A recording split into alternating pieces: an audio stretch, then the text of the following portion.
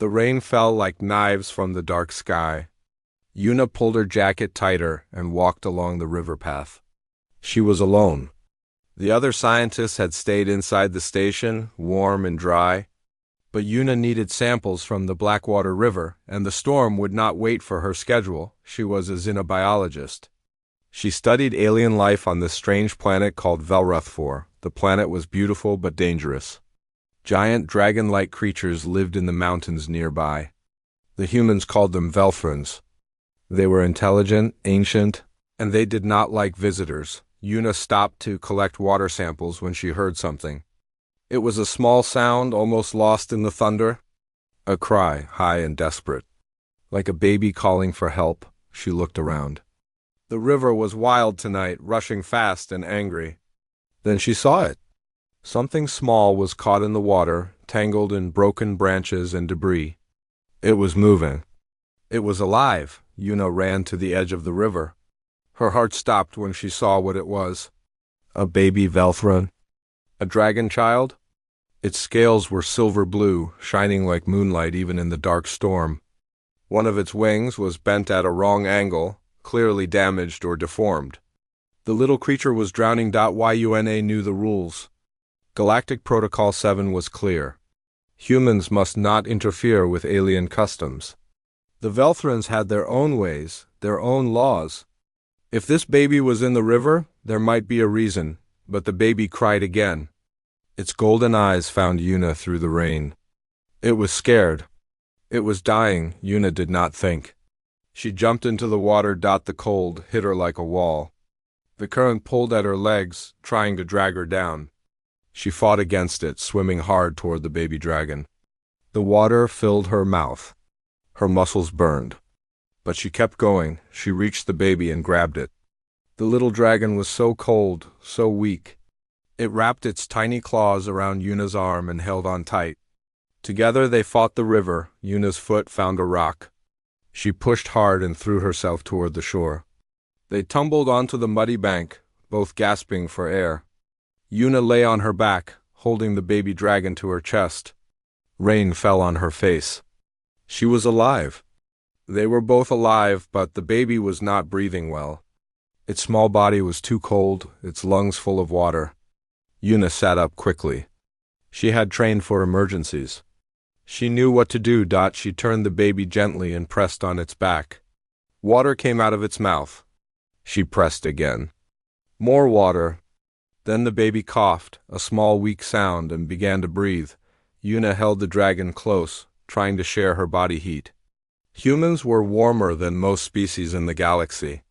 Right now, that warmth could save this little life. As she held the baby, she noticed something on its scales, markings. They were painted in silver and black, forming patterns she did not recognize. But she understood enough about Velthron culture to know what they meant. These were ritual markings. Someone had put this baby in the river on purpose. The dragon child opened its eyes and looked at Yuna. It did not try to run or fight. Instead, it pressed closer to her warmth and made a soft sound. A sound of trust. "It is okay," Yuna whispered. "I have got you. You are safe now." She carried the baby back to the research station. The walk took almost an hour in the storm. By the time she reached the door, she was shaking from cold. But the little dragon in her arms was breathing steadily, its small heart beating against her chest. Inside, her colleague Do-Yun was waiting. He was the communication specialist, a man who understood languages and cultures. When he saw what Yuna was carrying, his face went pale. "What did you do?" he asked. His voice was quiet but filled with fear. "I saved her," Yuna said. She did not know how she knew the baby was female, but she felt it somehow. She was drowning. "Yuna, you cannot just take a Velthron child." Do-Yun followed her as she walked to the medical bay. They do not abandon their young without reason. If she was in the river, it was meant to be. She is a baby, Do-Yun. Yuna laid the little dragon on a warm table and began checking her vital signs. She was scared and alone and dying. What was I supposed to do? Watch? Yes. Do-Yun ran his hands through his hair. That is exactly what you were supposed to do. Protocol exists for a reason. The Velthrons will know she is missing. They will come looking. And when they find out a human took her, they will not be happy. Yuna looked at the baby dragon on the table. The little one had fallen asleep, exhausted from her fight with the river. Her damaged wing lay flat against her body, clearly useless for flying. In Velthron culture, a dragon that could not fly was nothing. A burden. A shame. They threw her away because of her wing, Yuna said softly. Because she is not perfect. That is their way, Doyan replied. It is not our place to judge. Yuna covered the baby with a thermal blanket. The little dragon sighed in her sleep, finally warm, finally safe. Yuna touched her small head gently. I will not give her back, she said. I do not care about protocol. I do not care about their traditions. She deserves to live. Doyan looked at her for a long moment. Then he shook his head slowly. You have broken 100 laws tonight, Yuna, and you may have started a war. Outside, the storm continued to rage. But inside the station, a baby dragon slept peacefully for the first time in her short life. And a human woman sat beside her, ready to protect her from anything that came. The river had tried to take Kira, but Yuna had taken her back. 3 days passed since the storm. Yuna barely slept during those days. She stayed close to the baby dragon, watching her recover slowly. The little one was stronger than she looked. By the second day, she was eating. By the third day, she was trying to walk. Yuna named her Kira. It was a simple name, easy to say. The baby seemed to like it. Every time Yuna said Kira, the little dragon would turn her head and look at her with those big golden eyes. Kira could speak a little. Velthron children learned language quickly, even faster than human children. But Kira's words were broken, simple, like pieces of a puzzle that did not fit together yet.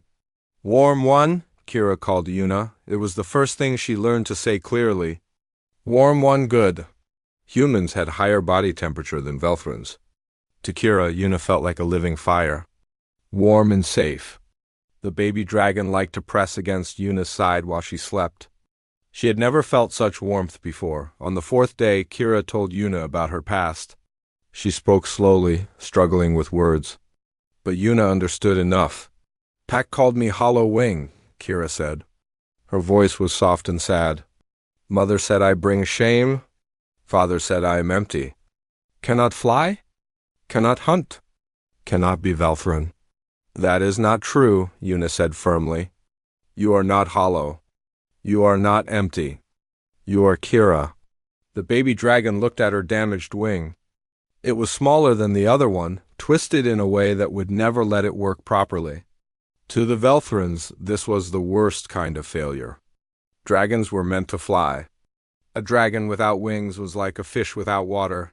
They took me to the river, Kira continued. Put marks on my scales. Sang the old song. Then they pushed me in the water and walked away. Yuna felt anger burn in her chest. She wanted to find those dragons and scream at them. How could anyone do this to a child? How could a mother leave her baby to drown? But she kept her anger hidden.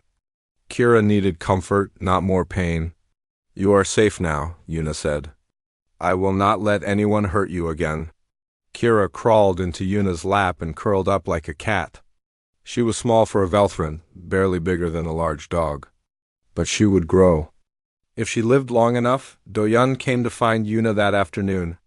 His face was serious, worried. He brought news that made Yuna's blood run cold. Velthron scouts have been seen near the station, he said. They are looking for something. For someone. Yuna held Kira tighter. They cannot have her. Yuna, please listen to me. Doyan sat down across from her. The Velthrons are not evil. They have survived for thousands of years with these traditions. To them, letting weak children die is mercy. It keeps the pack strong. That is not mercy. That is murder. To us, yes. To them, no. Doyan leaned forward. But here is what worries me. If they find out you took Kira, they will see it as theft, as an insult to their ways. They could attack the station. They could hurt people. Yuna looked down at Kira, who had fallen asleep in her lap. The baby dragon trusted her completely. She had nobody else in the whole universe. Then I will leave, Yuna said quietly. I will take Kira somewhere safe. Somewhere they cannot find us. There is nowhere on this planet they cannot find you. They can smell her from miles away. Do-yeon shook his head. Running will only make things worse. Yuna knew he was right. But she could not give up. She needed to think. There had to be a way. That evening, Yuna had an idea. If Kira's wing was the problem, maybe she could fix it. Not heal it, but help it. She went to the station's workshop and gathered materials. Metal, plastic, fabric, tools. She worked through the night while Kira slept. By morning, she had built something simple but clever. A brace for Kira's wing. It would not let her fly, but it would support the damaged wing and help her move better. It was human engineering, created with human creativity. When Kira woke up, Yuna showed her the brace. The baby dragon looked at it with curious eyes. What is it? Kira asked. It is for your wing, Yuna explained. It will help you feel stronger. She carefully attached the brace to Kira's damaged wing. The little dragon moved it slowly, testing it. A small sound of wonder came from her throat. It does not hurt, Kira whispered. It feels light. Good, Yuna smiled. That is how it should feel. Kira tried to stretch her wing. With the brace, she could extend it almost fully. She could not fly, but she could balance better. She could walk without pain. It was not a perfect solution, but it was something. Warm One is clever, Kira said, looking at Yuna with new admiration. Pack says humans are weak, but Warm One is not weak. Before Yuna could answer, the station's alarm began to ring. Red lights flashed in the hallways. Do-yeon's voice came over the speakers. Yuna, come to the main entrance now. Yuna picked up Kira and hurried through the station. When she reached the entrance, she stopped. Her breath caught in her chest. Outside the station, standing in the morning light, was the largest Velthrin she had ever seen. He was 3 times the size of Kira's small body. His scales were deep purple and black like a bruise against the sky. His eyes burned like yellow flames. Power radiated from him like heat from a sun. That is Tyrol, Do-yeon whispered. The alpha of the mountain pack. Kira's pack. Tyrol looked directly at the station door. He could not see through the walls, but he knew they were there. He knew Kira was there. His voice was deep as thunder when he spoke. Human, you have something that belongs to the river. Bring it out. Kira trembled in Yuna's arms. The baby dragon buried her face against Yuna's chest, too scared to look at the alpha who had ordered her death, but Yuna was not trembling. She was not scared. She looked at the massive dragon outside and made a decision. She would not run. She would not hide. She would face this monster and fight for Kira's life, even if it killed her. Yuna handed Kira to Do-yeon. The baby dragon cried and reached for her, but Yuna shook her head gently. Stay here, little one. I will be right back. Warm One, no. Kira's voice was full of fear. He will hurt you. He will not. Yuna touched Kira's face softly. Trust me. She walked to the station door and opened it. The morning air was cold against her skin. Tyrol stood 20 meters away, massive and terrifying. Behind him, Yuna could see more Velthrins. 10, maybe 15. All of them watching her with hungry eyes. Yuna stepped outside and closed the door behind her. She had no weapons. No armor. She was just a small human woman in a science uniform. But she walked toward the alpha without fear. Tyrol watched her approach. His great head tilted to one side, curious. He had never seen a human walk toward a Velthrin before. Usually they ran. Usually they screamed. Yuna stopped 5 meters from him. Close enough to see every scale on his massive body. Close enough to feel the heat of his breath. You took the hollow one, Tyrol said. His voice was like stones grinding together. Why? She was drowning, Yuna replied. I saved her. She was meant to drown. It is our way. Your way is cruel. The other Velthrins hissed and growled at her words. Nobody spoke to the alpha like that. Nobody challenged their traditions. But Tyrol raised one massive claw and they fell silent. You are brave for a prey creature, Thyril said. There was something like amusement in his voice. Or perhaps you are simply stupid. I am neither, Una said. I am a mother. You have offspring? No, but Kira is mine now. I found her. I saved her. I cared for her. That makes her mine. Thyril laughed. It was a terrible sound, like thunder mixed with breaking bones. The other dragons laughed with him. Humans cannot claim Velthran children, Thyril said. You are not Pack. You are nothing, then make me Pack. The laughter stopped. Every Velthran stared at her in shock. Even Thyril's burning eyes widened slightly. What did you say? He asked slowly. I said make me Pack. Una's voice did not shake. In your culture, Pack members can speak for each other. They can protect each other. If I am Pack, I can protect Kira. You do not know what you ask, human. To become Pack, you must prove your worth. You must pass trials that would kill your kind. Then give me trials I can survive. Or are Velthrans afraid of one small human? Thyril stared at her for a long moment. The silence stretched like a rope about to break. Una's heart was pounding, but she kept her face calm. She could not show weakness. Not now, finally, Thyril spoke. You have fire in your spirit, human. This is unexpected. He turned to the other Velthrans. The human has challenged our ways. She has asked to speak for the Hollow One. By ancient law, she must be heard. One of the other dragons stepped forward. Alpha, she is just a human. Her words mean nothing. Our laws do not say that. Thyril's voice became cold. The old laws welcome any creature brave enough to stand before the Pack. Are you saying our ancestors were wrong? The other dragon lowered his head quickly. No, Alpha, forgive me. Thyril turned back to Una. You will come with us to the sacred grounds. There you will speak before the Pack Council. They will decide if your words have merit. And if they decide against me, then the Hollow One returns to the river. And you return to the stars? Or die here. The choice will be yours. Una nodded. I accept. Then follow. And pray to whatever gods your kind worship. You will need their help.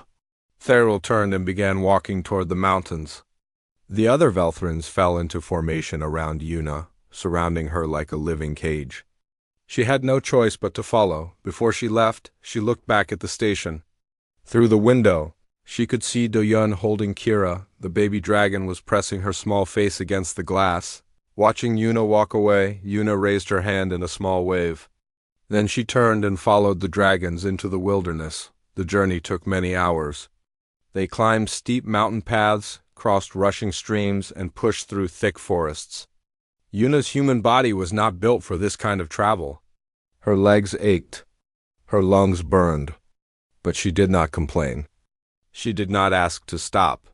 The Velthrans watched her struggle with interest. They were waiting for her to fall, to cry, to beg for mercy. But she kept going, step after step. Breath after breath. As the sun began to set, they reached the sacred grounds.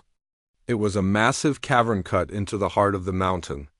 The entrance was decorated with ancient carvings of dragons in flight.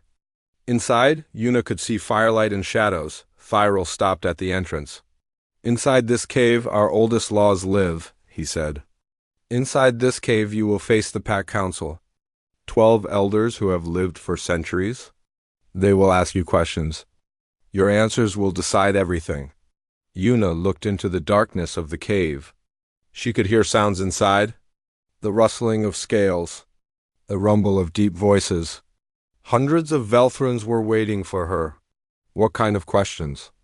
She asked. Questions about your heart. About your soul. About why you would risk your life for a broken child who is not even your own kind. Thyril leaned closer to her. Answer well, human. Answer true. The council can smell lies. Una took a deep breath. She thought about Kira, about her golden eyes and silver blue scales. About the way she said, warm one, like it was the most precious word in any language. I am ready, Una said. She walked into the cave. The darkness swallowed her like a living thing. Behind her, Thyril smiled. It was not a kind smile, but it was not cruel either. It was the smile of someone who had just seen something very interesting. Perhaps humans are not as weak as we thought, he murmured to himself. Then he followed her inside. In the shadows of the cavern, hidden among hundreds of watching dragons, one Velthrin watched with special interest. Her scales were silver blue, lighter than the others. Her eyes were filled with pain and guilt. Nyx, Kira's mother, the one who had carried her daughter to the river and let her go. She watched the human woman walk toward her judgment, and she felt something she had not felt in years. Hope. The cave was larger than Yuna had imagined. It stretched deep into the mountain, opening into a chamber so vast she could not see its ceiling. Torches burned along the walls, casting dancing shadows everywhere. And filling every space, sitting on ledges and platforms carved from stone, were dragons, hundreds of them. Maybe thousands. Their eyes glowed in the firelight like stars made of gold and amber. They watched Yuna in complete silence as she walked to the center of the chamber. In front of her, on a raised platform of black stone, sat the Pack Council. 12 ancient Velthrins, their scales faded with age, but their eyes still sharp and fierce. They were the oldest and wisest of the pack. Their judgment was final. Theriel took his place beside the council and spoke to the gathering. This human has claimed the Hollow One as her own. She has asked to speak for the child. By ancient law, she must face the 3 questions. If her answers satisfy the council, the Hollow One may live. If not, our traditions will be honored. The eldest of the council leaned forward. Her scales were white as bone, and her voice crackled like old paper. "Human, what is your name?" "Yuna," she replied. "Yuna, you stand in a place where no human has ever stood. You seek to change laws that have protected our kind for 10,000 years. Do you understand what you are doing?" "I understand that a child's life hangs in the balance. That is all that matters to me." The old dragon studied her for a long moment. Then she nodded slowly. "Very well. Let the questions begin." Another elder spoke. His voice was deeper, heavier with age. "First question, why do you protect what is broken?" Yuna had expected something like this. She had thought about it during the long walk to the cave. But now, standing before thousands of watching eyes, the answer felt more true than ever. "Because broken things can still be whole in different ways," she said. "A wing that cannot fly can still embrace. A voice that cannot roar can still sing. Kira is not broken. She is different. And different does not mean worthless." Whispers rippled through the crowd. Some dragons growled in disagreement. Others stayed silent, thinking. The second elder spoke. "Second question, what can a creature without wings offer the sky?" This question was harder. Yuna thought about it carefully before answering. "The sky is not the only place worth reaching," she said finally. "There are many kinds of flight. Kira may never touch the clouds with her wings, but she can touch hearts with her spirit. She can reach places that strong wings will never go. The sky does not own all the wonders of this world." More whispers. The elders looked at each other with strange expressions. They had heard many answers to these questions over the centuries, but never answers like these. The third elder was the oldest of all. Her eyes were nearly blind, but they still held ancient power. When she spoke, even the other council members lowered their heads in respect. "Third question," she said. "Would you die for this Hollow One?" The cave fell completely silent. Every dragon held its breath. This was the final question. The hardest question. For Velthrons, survival was everything. No parent, no matter how loving, would choose death over life. It was not their way. Yuna did not hesitate. "Yes," the silence shattered into chaos. Dragons roared and shouted. Some cried out in disbelief. Others slammed their tails against the stone floor. The noise was deafening. But Yuna stood still in the center of it all, her head held high. She had spoken the truth. She would die for Kira. She knew it in her bones. Theriel raised his claw, and the noise slowly faded. He looked at Yuna with an expression she could not read. "In all our history," he said slowly, "no one has ever answered yes to the third question. Not once, Not even the most loving Velthorn parent? We believe in strength, in survival. To choose death for another is unthinkable.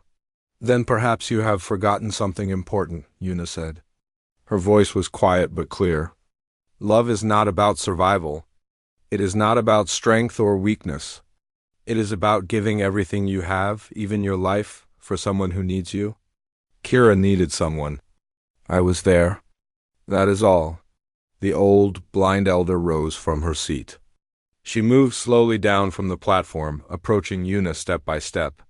When she stood before the human woman, she reached out with one ancient claw and touched Una's chest, right above her heart. Your heart burns, the elder whispered. It burns with a fire we forgot long ago. A fire without conditions. A fire that does not ask what it will receive in return. She turned to face the crowd. For 10,000 years we have called ourselves strong. We have thrown our broken children into the river and told ourselves it was mercy. But this small creature, this soft human, has shown us what we lost. She loves without reason. She protects without profit. She would die without hesitation. The elder's voice grew stronger. The council has heard. The council has seen. The humans' answers are not correct by our standards. But they are true. And truth is older than any tradition. From the crowd, a single Velthorn pushed forward. Her silver-blue scales caught the firelight. Tears streamed from her golden eyes. Nyx, Kira's mother, she fell to her knees before Una. I wanted to save her, Nyx cried. When I carried her to the river, every part of me screamed to turn back. But I was afraid. Afraid of the pack. Afraid of being called weak. So I let her go. I let my daughter go. Una knelt down and took Nyx's great face in her small hands. You were afraid, Una said gently. Fear makes us do terrible things. But Kira is still alive. You can still be her mother. It is not too late. Nyx sobbed, a sound that echoed through the vast chamber. Other dragons watched with wonder. They had never seen such emotion displayed openly. It was considered shameful to cry, but in this moment it felt right. The blind elder raised her voice one final time. The council has decided. The human speaks truth. The hollow one shall live.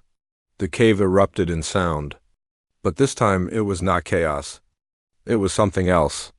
Something that sounded almost like joy. Yuna closed her eyes and let the relief wash over her. Kira would live. She had won. The ceremony began at dawn. Una had not slept all night, but she did not feel tired. She felt alive in a way she had never experienced before.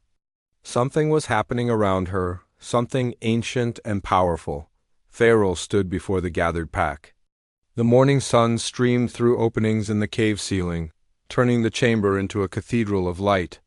Every dragon in the mountain pack was present, their scales shimmering like jewels. What I do now has not been done for 500 years, Therial announced. The right of acknowledgement. It is given only to those who have shown the pack a truth we could not see ourselves.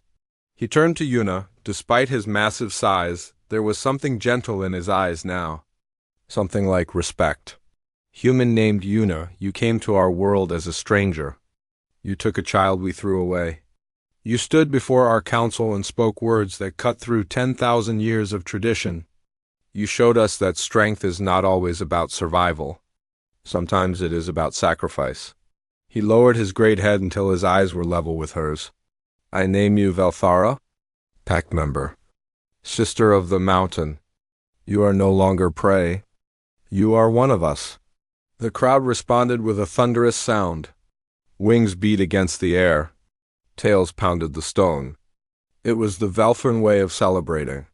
The noise was so loud that Una felt it in her chest like a second heartbeat, but Therial was not finished. I give you also a true name, he continued. A name that will be remembered in our songs for generations to come. From this day forward, you are known as the warm one who defies the river. Una felt tears forming in her eyes. She had never cried in front of strangers before. But these were not strangers anymore. These were her pack. Thank you, she whispered. Her voice was too small for the vast chamber, but somehow Everyone heard. Thyril stepped back, and suddenly every dragon in the chamber did something Yuna never expected. They bowed. Hundreds of ancient, powerful creatures lowered their heads to a small human woman. Even the council elders joined them. Even Thyril, Yuna stood in a sea of bowed dragons, too shocked to move. This was an honor beyond anything she could have imagined. The Velthrons did not bow to anyone. It was not their way, but today they made an exception. When the dragons raised their heads again, Nyx stepped forward. In her arms she carried Kira. The baby dragon looked different now. Someone had cleaned her scales until they shone like silver moonlight. Fresh flowers were woven around her small horns. And on her chest, painted in gold, was a new symbol. Not the marks of abandonment? Something else. Something beautiful. Kira of Two Worlds, Nyx announced, presenting the baby to the pack. The daughter of Nyx, protected by Yuna, she belongs to the river no more. She belongs to us. Kira squirmed in her mother's arms, reaching toward Yuna. Nyx smiled and handed the baby to the human. Kira immediately wrapped her small arms around Yuna's neck and pressed her face against her cheek. "Warm one," Kira whispered. "You came back?" "I promised I would," Yuna replied. "I was scared, but I knew you would keep me safe." Yuna held the little dragon tighter. "Always, little one, always." Later that day, Yuna walked back to the human research station with Kira in her arms. Thyril himself escorted her, along with Nyx and several other pack members. When they arrived, Do-Yun was waiting outside. His jaw dropped when he saw the group approaching. "What happened?" he asked, his voice shaking. "I thought they would kill you." "They gave me a new name instead," Yuna said with a tired smile. "I am Pack now." Do-Yun stared at her. Then he stared at Thyril. Then back at Yuna. "You are joking."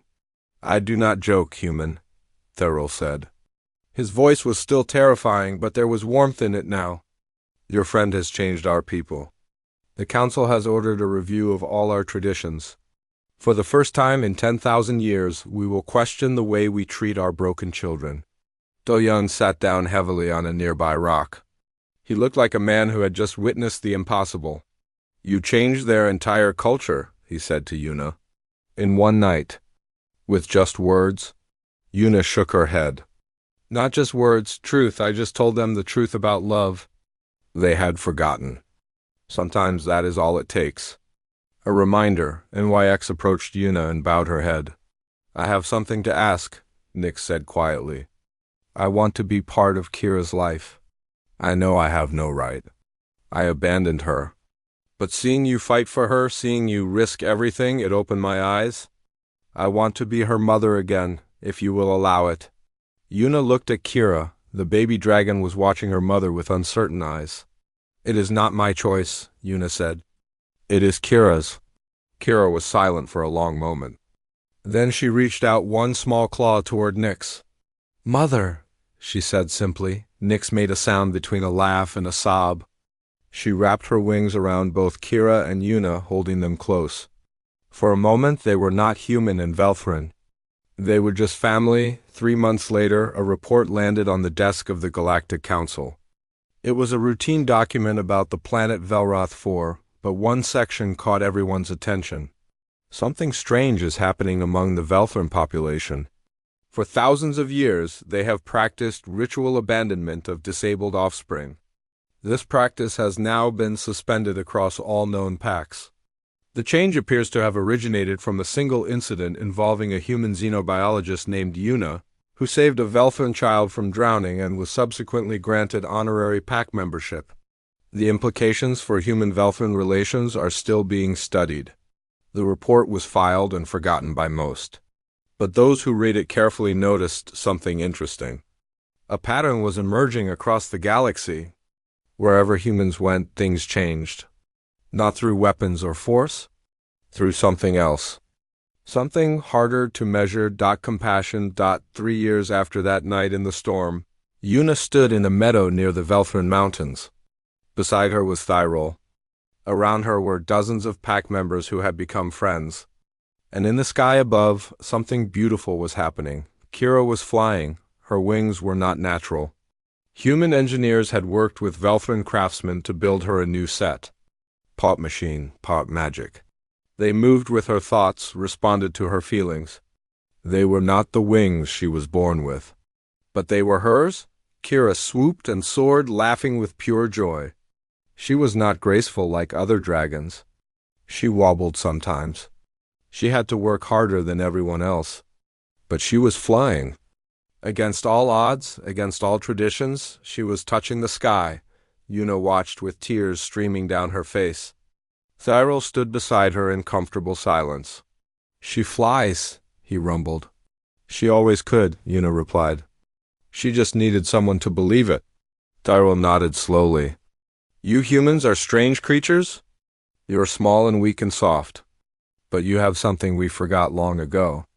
A fire that does not need fuel. A strength that does not need muscle. Perhaps we are the ones who should learn from you. Yuna laughed. Maybe we can learn from each other. Kira landed beside them, breathless and happy. She was bigger now, almost as tall as Yuna, but she still pressed against the human side like she had that first night seeking warmth and comfort. Did you see me, warm one? Kira asked. Did you see me fly? Yuna hugged her tightly. I saw, she whispered. I always knew you would. Above them, the sun shone bright on a world that was slowly changing. One small act of kindness at a time.